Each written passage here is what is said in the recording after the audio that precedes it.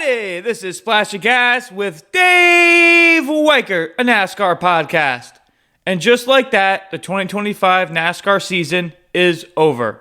What a time. From February at Daytona, every track in between until the last laps in Phoenix. What a season. So many great storylines and races throughout the year on all of the series. With one last race of the season, Truck, Xfinity, and Cup drivers would crank it up one last time in 2025 as drivers in the Champ 4 seek championships they have been fighting for all year. Storylines going into Phoenix, starting with the trucks, with setting the record of most Truck Series wins in a single season. Can anyone catch Corey Heim? Or can last year's champ, Ty Majeski, make it happen? Xfinity, similar situation with Heim, as Connor Zilisch has made a big splash in the Xfinity Series, collecting 10 wins. His teammate and last year's champ, Justin Allgaier, looks to go back-to-back. The only non-JRM driver in this race is Jesse Love in the Richard Childress Xfinity machine. Look out for Jesse. Now for all the marbles, the Cup Series championship race.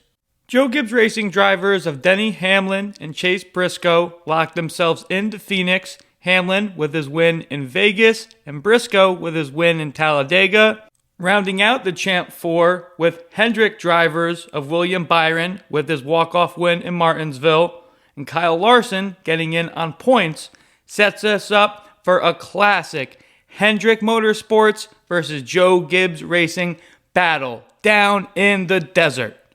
Yellow flag, green flag, discussions with Dave, NASCAR history time, paint scheme of the week, exclusive Splash of Gas interview with Xfinity Series champion Jesse Love. Championship coverage for all three series, plus so much more on this championship episode of Splash of Gas. As always, we're sponsored by Magical Travel with Dave, aka Disney Dave Weicker, my father. He'll be able to help you with all your Disney and Universal vacation needs. He can be reached at DisneyDaveW@Verizon.net. Please make sure you follow all the Splash of Gas social medias for midweek and on-track updates. Instagram, YouTube, and Facebook are all Splash of Gas with Dave Weicker. Now for the recap for the Truck Series Championship. Trucks would be the first to hit the track in the desert. After qualifying Friday afternoon, Lane Riggs would win the pole, but have to start from the rear due to multiple failures in inspection. The Champ 4 drivers would qualify Honeycutt 5th, Heim 6th, Majeski 8th, and Ankrum 21st. Chandler Smith and Brent Cruz would start the field to green. Drama early as there is a wreck on lap 1, but Champ 4 driver of Caden Honeycutt is given a restart penalty. On lap 22, Corey Heim would take the lead and onto the Stage 1 win. Other Champ 4 drivers finish Majeski 3rd, Honeycutt 7th, Tyler Ankrum 14th. Raja Karuth and Corey Heim restart for the second stage. Heim would jump out to the lead again. Ty Majeski would be chomping into Heim's lead, but it wouldn't be enough, and Heim would walk away with the Stage 2 win. Rest of the Champ 4 finish, Majeski 2nd, Honeycutt 4th, and Ankrum 17th. Now for the third and final stage. The championship would be up for grabs. Who wants it more? Majeski and Honeycutt restart up front. Two early yellows would lead into a brief red flag. Heim and Majeski restart. Heim again gets the jump. 3 laps later, non-championship driver of Lane Riggs would take the front spot over from Heim. But Heim in second is still the top of the Champ 4. As the laps would count down, Riggs would still lead, and the Champ 4 drivers run Heim 2nd, Majeski 3rd, Honeycutt 4th, and Ankrum 11th. With 2 laps to go, and with Heim still leading the Champ 4 drivers, a yellow would fly as Connor Mozak has a tire go down. This will put the race into overtime. All of the Champ 4 drivers come to pit. Everyone besides Heim takes 2 tires. Heim elects for 4 and restarts 10th. Did we just see Corey Heim lose the championship on pit road? Overtime restart. Stephen Parsons and Cole Butcher restart up front. The champ 4 drivers behind them. Green flag waves. It would be an awesome 7 wide going through turn 1. Yes, 7 wide. Heim would lay it all out, driving and taking the inside lane as him and Majeski race for the lead, but they would start the wreck behind them. Champ 4 driver of Tyler Ankrum gets caught in the wreckage, unfortunately. Second overtime restart, Majeski and Corey Heim restart up front, with Honeycutt in third on the second row. The championship would come all down to this. Heim, like he has done all season, so strong on restarts. He gets the jump over Majeski.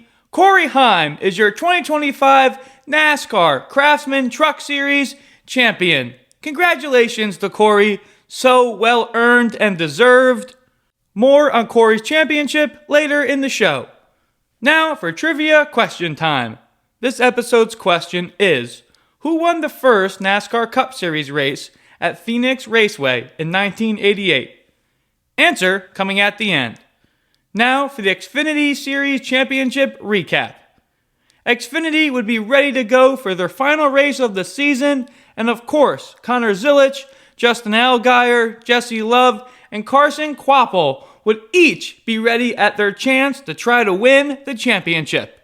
After qualifying, Joe Gibbs drivers of Brandon Jones, then Taylor Gray would be the fastest and make up the front row. The Champ 4 would start Zilisch 4th, Allgaier 5th, Love 6th, and Kvapil 14th. Once the race would go green, Jones would get the lead, but on lap 12, Taylor Gray would pass Jones for the front spot. The stage would stay green, Gray would cruise to a Stage 1 win. Champ 4 drivers finish Allgaier 3rd, Zilisch 4th, Kvapil 6th, and Love 12th. Gray and Zilisch restart for the second stage. Connor would clear and lead. Justin Allgaier would pass both Gray and Sheldon Creed with Zilisch in his sights. On lap 63, Allgaier would take control of the front spot over Zilisch. The rest of the stage stays green, and Justin Allgaier wins Stage 2. Zilisch 2nd, Love 4th, and Kvapil 9th. For the third and final stage, with a championship on the line, who would turn it up? Jesse Love gets out of the pits first, followed by Allgaier. The two restart. Allgaier gets the jump and leads with Love behind him. After Leland Honeyman's spin, again Allgaier and Love restart. They would be 3 wide shortly as Sheldon Creed tries the inside lane. Allgaier still leads with Love in second. Jesse Love would start to chip away on Allgaier's lead. Last caution of the race would fly with 48 laps to go. Tough break for Ryan Sieg as he fills in for the suspended Sam Mayer. Sieg gets bumped by Christian Eckes, sending Ryan into the wall. Jesse Love and Connor Zilisch restart, with Eric Almirola and Justin Allgaier behind them. Zilisch leads, Almirola, Allgaier, and Love go 3 wide. Eventually, Almirola would take second, with Allgaier and Love battling for third. 2 laps later, Love would take the third spot away from Justin Allgaier, and on lap 165, Love would get past Almirola for second. Could Jesse Love get to Connor Zilisch? 24 laps to go. Love gets to the inside of Connor and takes the lead off turn 4. Could Zilisch retake Love? 8 laps to go. Zilisch's 88 could not cut into Jesse Love's lead, and Almirola would pass Zilisch for second.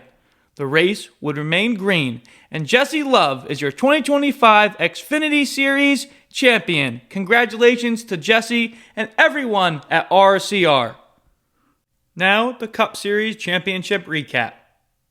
The one we have all been waiting for the entire season. The championship season finale from Phoenix. Qualifying would be on Saturday afternoon before the Xfinity race. Denny Hamlin would be the fastest, winning the pole, followed by fellow Champ 4 drivers William Byron 2nd, Kyle Larson 3rd, And the fourth Champ 4 driver, Chase Briscoe, qualifies 12th. Once the race would go green, Hamlin would get the jump and lead, with Byron following in second. The first stage would stay entirely green. As the laps of the stage would count down, Byron would come on strong. With 8 laps to go, William Byron would pass Denny Hamlin for the lead. Willie B goes on to win Stage 1. Hamlin 3rd, Larson 5th, and Briscoe 10th of the Champ 4. Who was going to show out in the middle stage? Blaney and Byron restart for Stage 2. Ryan Blaney gets the jump and leads. Hamlin gets the second, with Byron in 3rd. First yellow for incident will fly on lap 73 as the 42 of John Hunter Nemechek spins. Blaney and Hamlin restart. Blaney drops to 4th, Hamlin to the lead as Larson and Byron follow, running 2nd and 3rd. Yellow would fly on lap 106 as Shane Van Gisbergen spins. Then the first issue for the Champ 4 drivers as Chase Briscoe has a tire go down. Hamlin and Larson restart. Denny leads with Larson in 2nd. Non-playoff driver of Ryan Blaney in 3rd and Byron in 4th. Second yellow of the middle stage would fly on lap 149 as AJ Allmendinger hits the wall. Hamlin and Ryan Blaney restart. Denny again strong on the restart and leads. Blaney's 2nd as Byron and Larson run 3rd and 4th.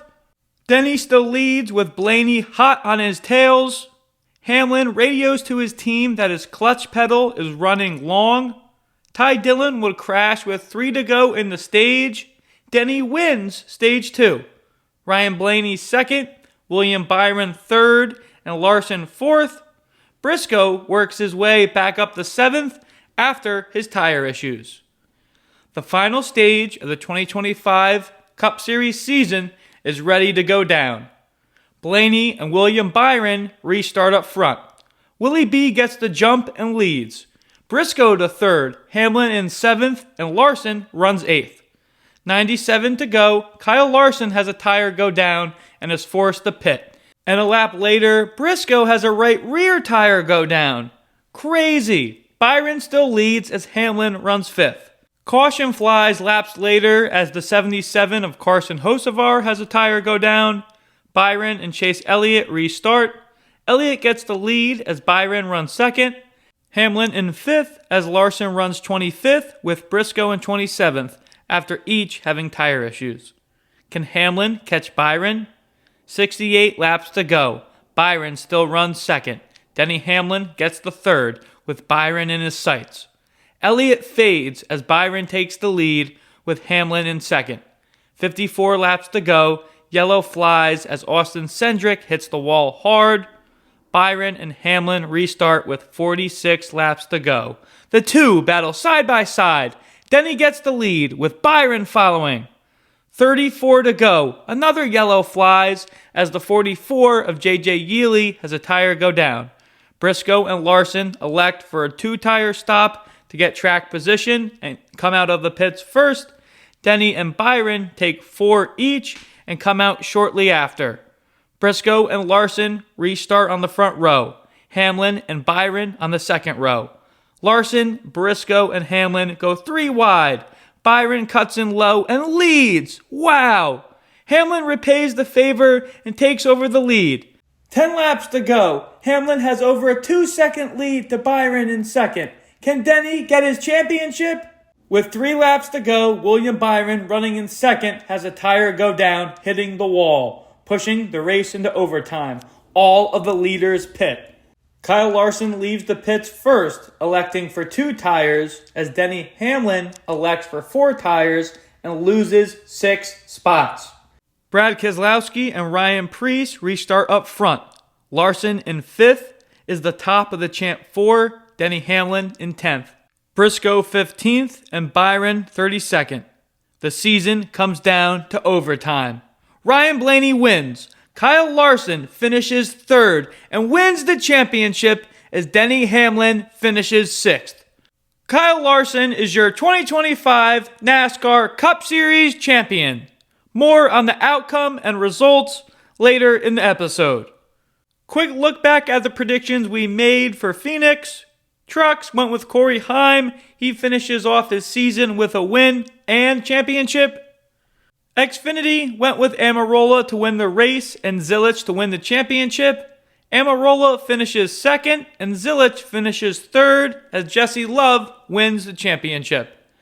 Cup went with William Byron. He was the reason for the caution, putting the race into overtime, and finishes 33rd. Now for yellow flag, green flag. Trucks, yellow flag, Connor Mozak. We learned through more of the radio post-race about that yellow that put the truck race into overtime. Mozak was told by his team to pit because he had a tire rub and was smoking. He doesn't, and that leads to the caution putting the race into overtime. Mozak was ordered to the Truck Series hauler post-race. Green flag trucks, Corey Heim in overtime. Crazy 7-wide finish in that first overtime. He turns it up, securing the Truck Series championship. Yellow flag, Xfinity, Christian Eckes sends Ryan Sieg into the wall, taking away a chance of a great finish with Sieg in the 41. Green flag, Xfinity, gotta give it to Jesse Love and the 2 team.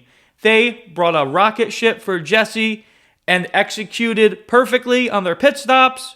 With how dominant JRM has been this year, RCR brought a car that was able to beat them and take home the championship. Yellow flag Cup. I understand some will say the issue wasn't Goodyear, but the crew chiefs pushing the limits with low PSIs on the tires. But the amount of yellows that we saw from flat tires, especially in a championship race, was kind of ridiculous. Green flag Cup. Cliff Daniels, crew chief of the number 5 for Kyle Larson, he made the call to take 2 tires going into the overtime. That was the winning call to get Kyle Larson the track position he needed to win the championship. More discussion on that later in the show. We had this driver on Splash of Gas a couple weeks ago, but now he's the NASCAR Xfinity Series champion. We bring on Jesse Love. Super excited to talk to Jesse again. Now, after winning the championship, here's what he had to say. Very excited to bring our next guest on the Splash of Gas. Spoke to him a couple weeks ago, but now he's the 2025 NASCAR Xfinity Series champ, Jesse Love. Welcome back, Jesse, and congratulations on the championship. Thank you, man. I appreciate it. It means a lot to me and the whole team, and it's been a really fun couple of last days. Yeah, awesome. Sure you've been soaking it in. Before we dive into Phoenix, we last spoke with you before Talladega. You leave there still 3rd in the standings, 40 points above the cutoff line. In Martinsville, you struggle early in Stage 3, but fight your way back to a P23 finish, which punched your ticket to the Champ 4. Once the checker flag flew in Martinsville, what were you feeling? I think I was just ready to get to work, really, and start focusing fully on Phoenix. I feel like I didn't put a whole lot of, time into Martinsville, and maybe it showed, but I knew that I had a really good, shot of just kind of getting in with an easy day, and then, heading to Phoenix and having a really good shot at it. Gotcha. Sound like you're really focused. The week prior to Phoenix, much more on the line compared to a typical race week. In preparing for the championship, did anything feel different? Did you do anything out of the ordinary compared to a typical week? Not really. I think just more time went into, preparing at Phoenix and probably focusing more on like the small details, making sure you execute on pit road and you have like all your ducks in a row. I think that was the main thing that was, really important to me.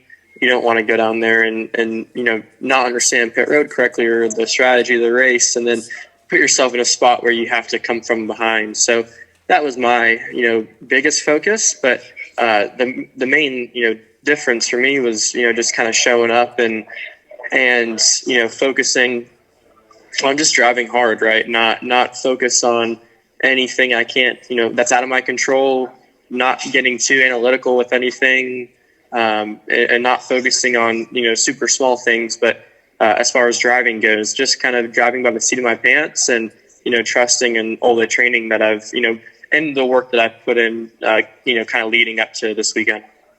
Got it. It sounds like you were very well prepared, especially on the small details, as you just mentioned. Once you got out on track, you were second fastest in practice, and you qualified sixth. Did you learn anything about the two car in those first two sessions? Qualifying, not really, but in practice, I feel like we set the tone, kind of for the weekend that, we had the car to beat. It hasn't been often for us this year where I feel like we've been like the best as far as, just kind of practice goes and speed goes. We normally have to work on our car a little bit and kind of get it closer, but this weekend we hit that nail on the head, and Stockman brought just an absolute rocket ship, and I feel like we kind of got in some people's heads during practice, and then qualifying went really well too. 10-4, you were flying out there in those sessions. Any extra pre-race nerves, and what were you feeling once you got strapped into the car? Not really many nerves or any emotion, really. Just kind of focused on the task at hand. I feel like in those high pressure situations, I tried my best to just detach from any emotion and almost, you kind of turn into a robot and I just start focusing on the next task at hand. All right, 10-4. It sounds like you're ready for the race for sure. After starting sixth, you fade slightly as the first stage goes completely green. You finish 12th. You rebound in the second stage, finishing fifth. Seems like the two-car really came to life when the track got a little bit cooler with the sun going down. Any truth to that? Yeah, I think that in stage one, didn't quite manage it correctly. Probably ran the top too long where the track was cleaner and had less rubber. So we had a lot more tire degradation up top. And I feel like we've kind of hurt our tires there for especially the end of stage one. And we were a little bit too free. So we made a couple, small adjustments in both the stages. And we got our car really close. And that was really what set us up for the success. Appreciate the insight on those changes. Going into the final stage, then again, after the yellow on lap 152, the number 2 pit crew gets you off pit road first on both stops. What do you have to say about those guys? Yeah, they're the best pit crew on pit road. Sometimes we're not the flashiest, but, one thing about my guys is that I've noticed, is when all the chips are on the table and it's time to, really perform, there's nobody better. And obviously they showed that. They're the fastest, pit crew all year. They had the best, thank you, buddy. They had the fastest pit stop of the whole season. I think it was like a 12.8, which is, unbelievable for a 4-tire stop. And they showed up when it mattered most. They brought it for sure throughout the season, and that was highlighted, as you mentioned, on Saturday. The final restart with 41 to go was pretty wild. Zilisch gets the jump, and then you go 3 wide with Allgaier and Almirola. Along with yourself, the 88, 7, and 19 have been at the front of these races throughout the year. How were you able to get past each of them in the final stage?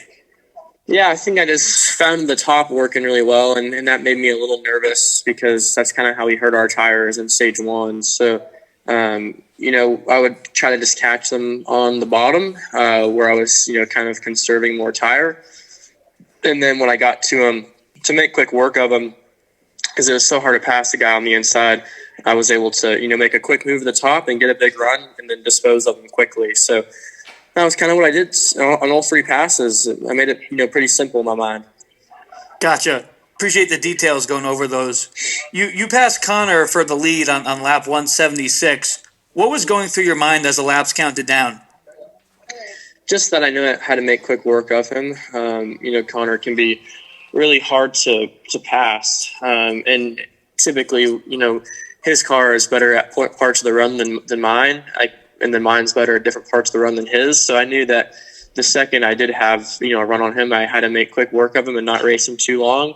And he was going to run me really hard. And he made a, pretty good effort on my outside in 3 and 4. But I just had so much leverage in that spot. I was able to throttle up and kind of get my right rear to his left front and put him in a tricky aero position. And that was able to, seal the deal there and then start kind of driving away.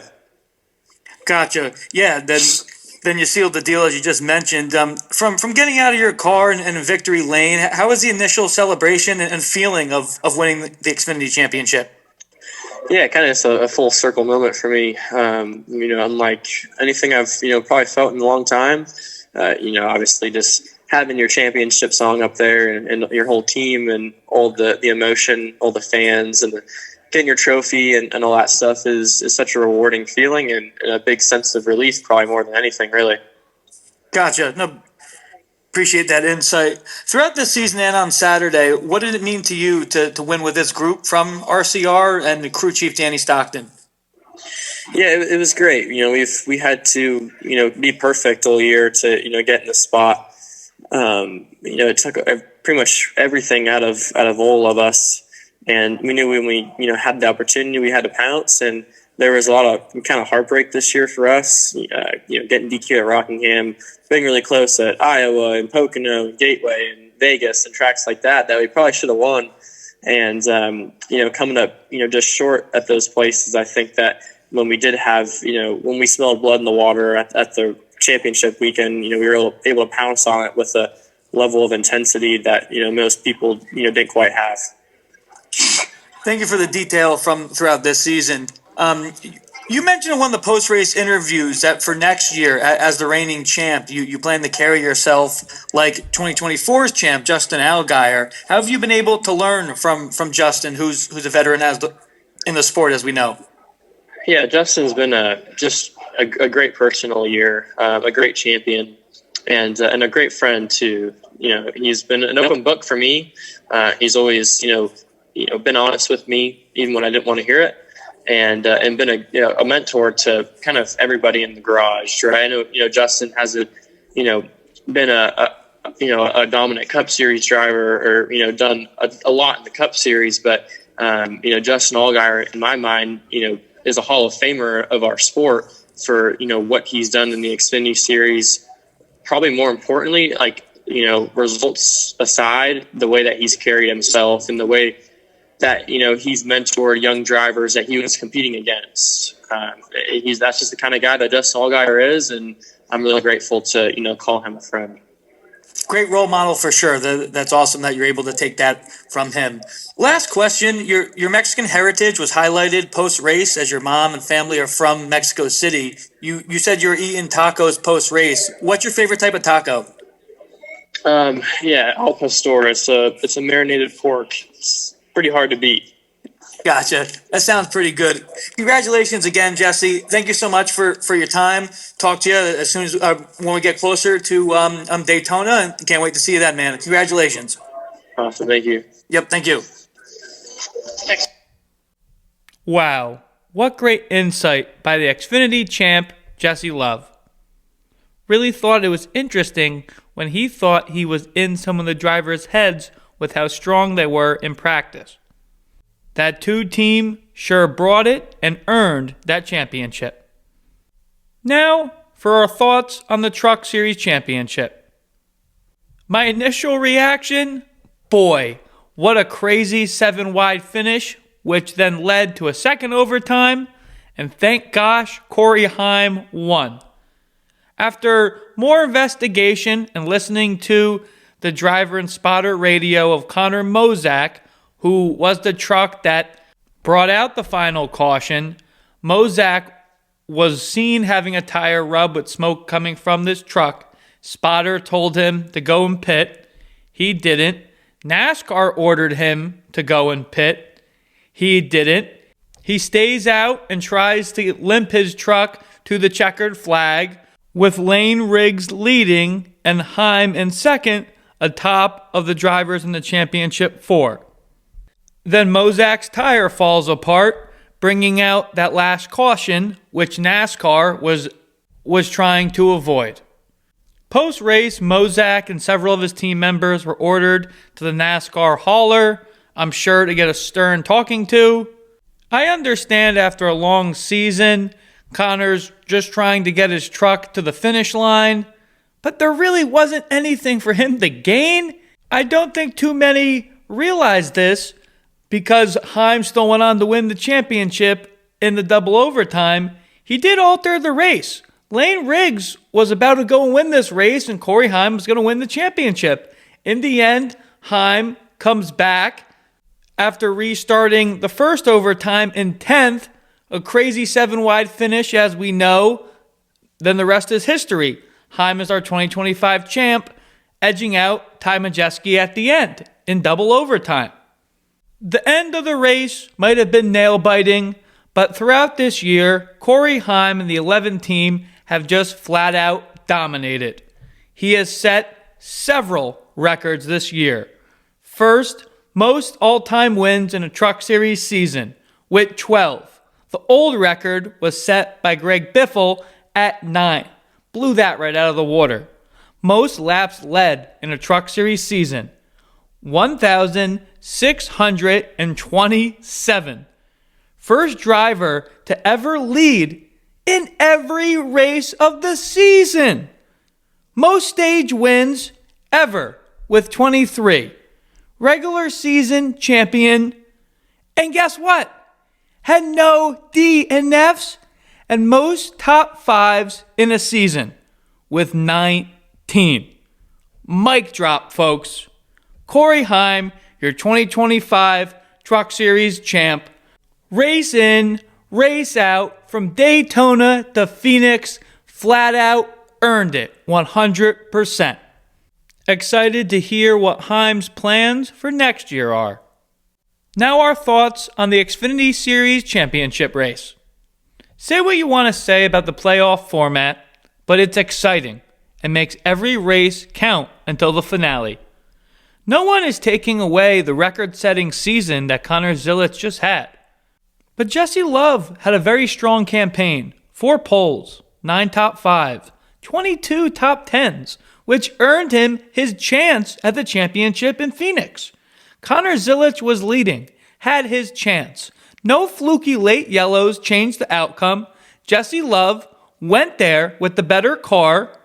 That 2 pit crew and crew chief Danny Stockton brought that car to life late. And it was the best car on the track. And it was able to flat out perform last year's champ, Justin Allgaier. The eventual owner's champ in 2025, the 19, Joe Gibbs Racing, this time driven by Eric Amarola, and the 88 of Connor Zilisch. Allgaier and Zilisch each had their chances at the championship. Jesse Love outperformed them and won. Plain and simple. No hiding the outcome of Love winning, Almirola in second, means that Junior Motorsports not only misses out on the driver championship, but the owner's championship as well, which went to the 19 car of Joe Gibbs Racing. Tough pill for them to swallow with how good that team has been throughout this season with all the cars that they bring to the track. Now for our thoughts on the Cup Series Championship. Unfortunately, with the way the race ended, Hamlin having a hefty lead late, 24 Byron into the wall with a tire blowing out, pushes the race into overtime. Hamlin takes 4 tires, Larson 2, and Kyle gets out of the pits early. Hamlin can't make up the track position, and the rest is history. It highlights the playoff system, which gave us this outcome, an outcome that many don't like. Denny, 20 years of trying, leading late, being the best car the whole day, has a pit road decision pretty much take that away and the championship from him. Still nothing to knock on Larson's side and this season for him. 3 wins throughout this year, was dominant at times. Kyle ran most of the race of the champ for third, behind Hamlin and Byron. If the outcome were different and it was Byron who was battling Hamlin all day, as the two would change the lead several times, were to win in overtime, I would think less people would be crying wolf about the playoff system. But in the end, with the current format, Kyle Larson won fair by the rules. And just regards to the Champ 4 in Phoenix, Hamlin had the strongest and the best car. Nonetheless, Kyle Larson won the championship. As John Sterling says about baseball, that's racing. Now for this episode's edition of Discussions with Dave. We'll keep our feet to the fire about the playoff format. That'll be our first topic. As we were just discussing, many in the NASCAR community, the fans, are not too keen on the current playoff format with the final race championship. And I do understand.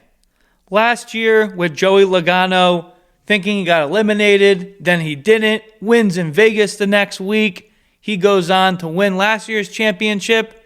Not that many are Joey Logano fans, unfortunately, and with the way the system has been for a number of years, Logano won by the rules, and just what Kyle Larson did on Sunday. Kyle Larson and his team owner, Rick Hendrick, feel bad for Denny. They thought he had it in the bag onto his first championship in 20 years of trying. But that didn't happen. Hamlin's crew chief, in hindsight, maybe makes the wrong call, and he loses his track position that he earned. Nonetheless, people are angry about the current playoff system, and it really does look like that NASCAR is going to change the system for 2026. I have said in the past, I love the current playoff system. It makes every race count to the end, which in hand, people talk about how bad some of the NASCAR TV deals are and etc. I've gone on bashing different broadcasts by different networks. I'm not going to go into that right now. But having the championship the way it is set up, it keeps sponsors in it to the end. We're not seeing all these blank cars race at the end of seasons when the championship's locked up with 2 or 3 races in a season left to go.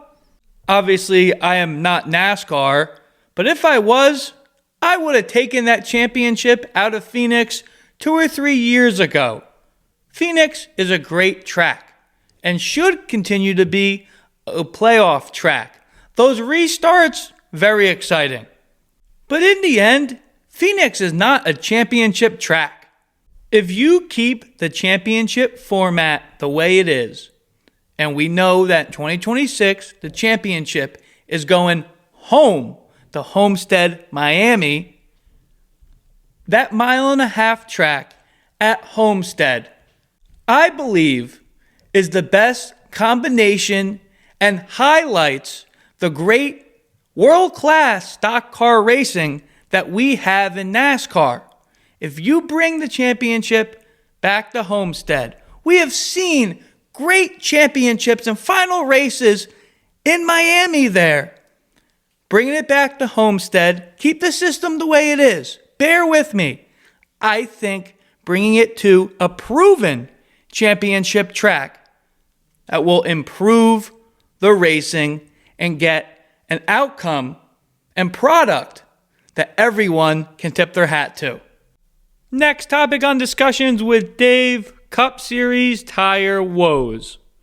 This whole year leading up to Phoenix, Goodyear, compared to 2024, has really brought it and took care of the tire issues that we saw from the previous season. Dover, New Hampshire, among other tracks, Goodyear was bringing a new tire compound to the Cup Series. We saw improvements. Teams and drivers gave us the thumbs up.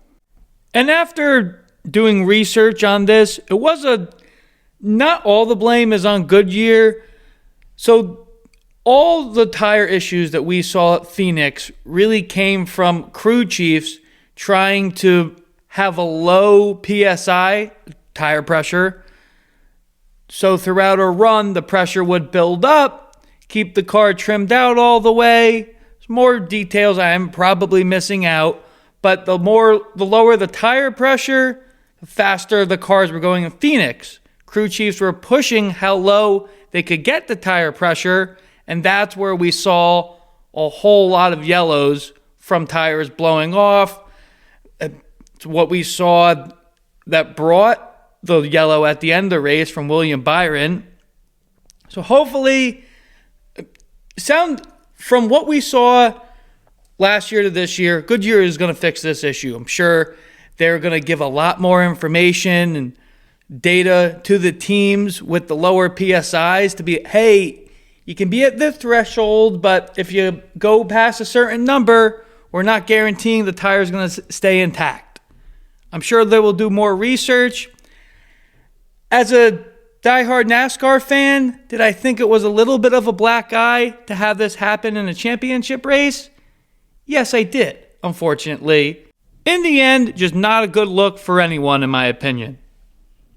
Next topic on discussions with Dave, pre-race and totally un-NASCAR related, but Sydney Sweeney was with drivers pre-race and brought out the championship checkered flag, said some words, promoting an upcoming movie of hers.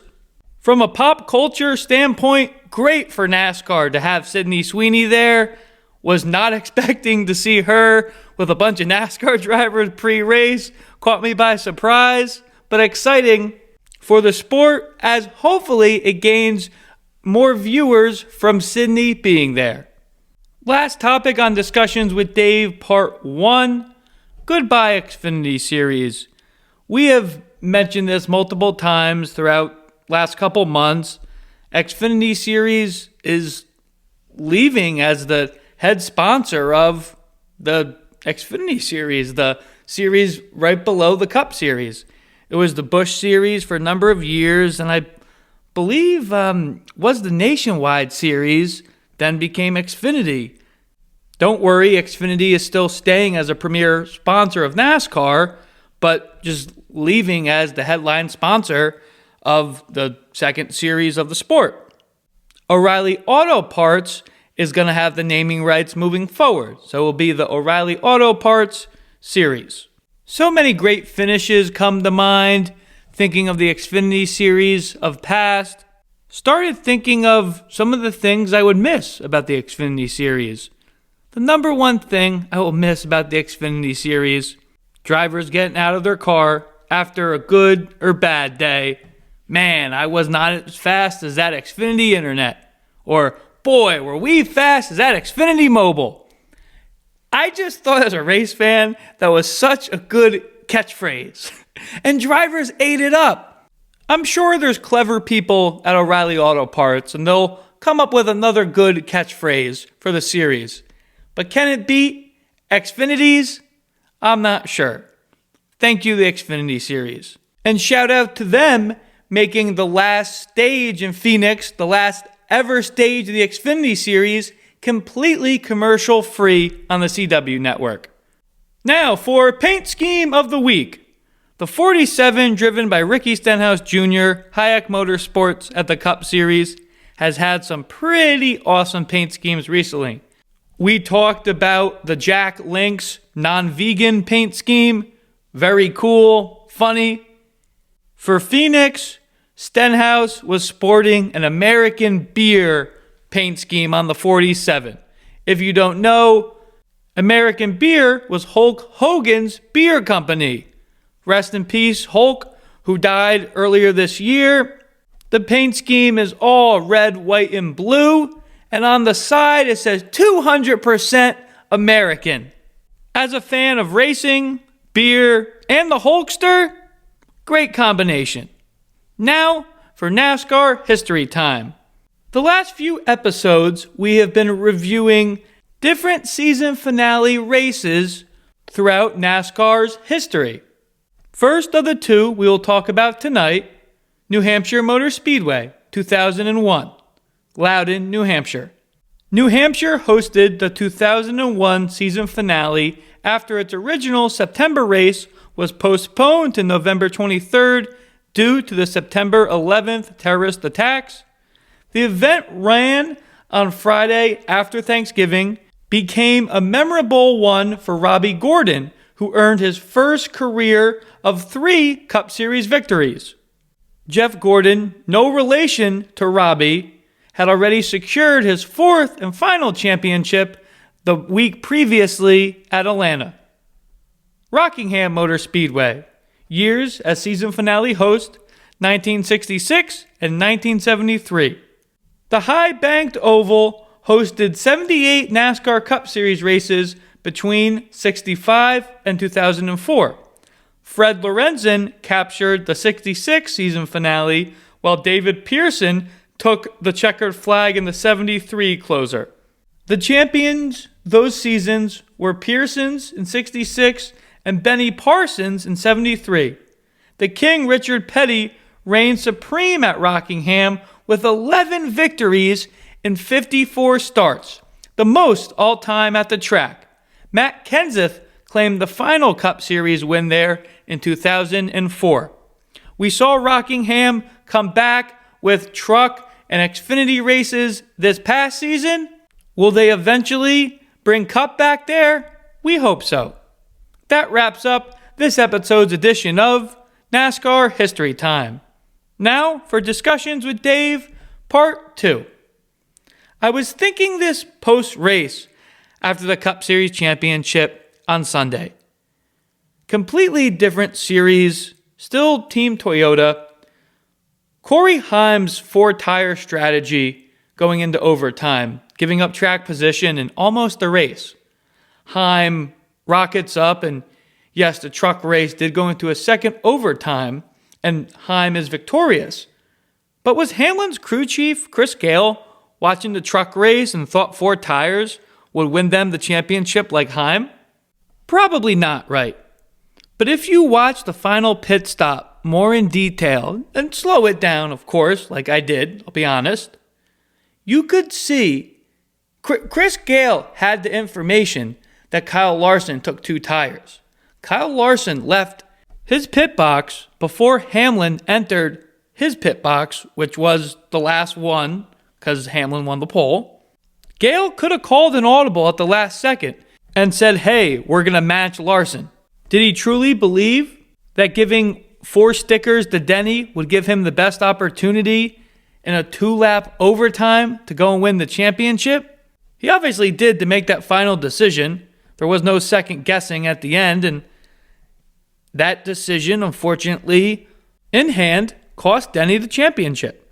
Second and final topic of Discussions with Dave, Part 2, more Xfinity season, silly season news. I guess it's O'Reilly Auto Parts silly season news at this point, but was originally announced a couple weeks ago, and it was a head-scratcher for us as we saw him in the Champ 4 on the Xfinity side. Carson Kvapil was not originally given a full season with Junior Motorsports for 2026. As we saw at the back half of this season, Kvapil continued his consistent finishes, gets points his way into the Champ 4, comes up short. A couple days before the championship race last Saturday, JRM announced that Kvapil would be back full-time in 2026. You've heard me talk to Carson twice this year. Great guy to talk at the track too. Was truly bummed when I heard he didn't have the sponsorships for a full season.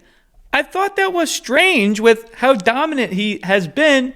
Yes, he didn't get a win this year, but that's going to change next year. Guy is consistent, and the outside looking in, he just seems calm as a cucumber and so ultra-focused. Can't wait to see that one get the victory lane, hopefully next year with Kvapil behind the wheel. With the NASCAR season over, not all the racing action is finished in 2025.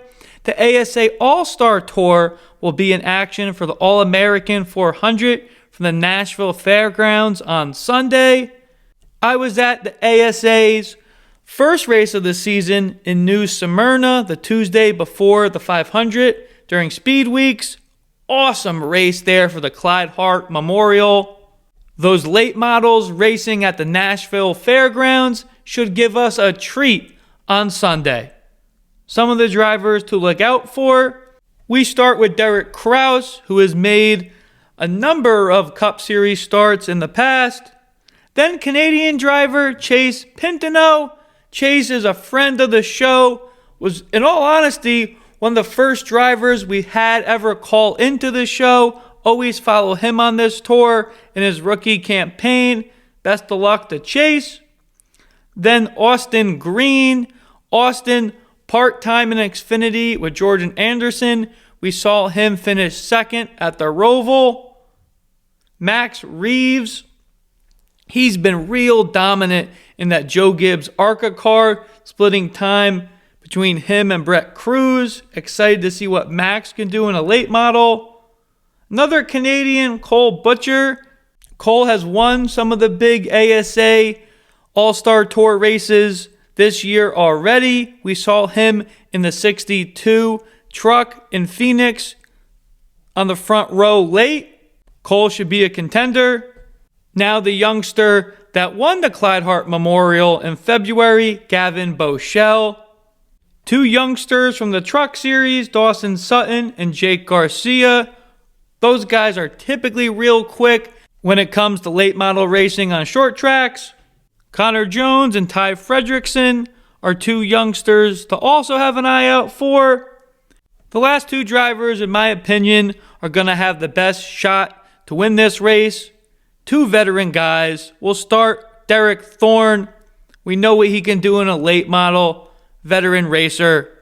And my prediction to win the All-American 400, Steven Nasty Nassie.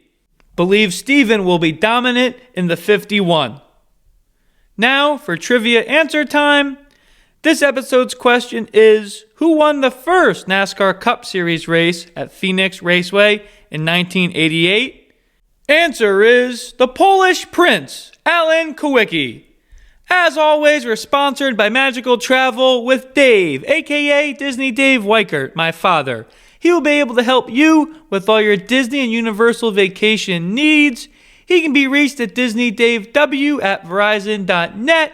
Please make sure you follow all the Splash of Gas social medias for midweek and on-track updates. Instagram, Facebook, and YouTube are all Splash of Gas with Dave Weichert. Till next time, everybody, Splash of Gas out.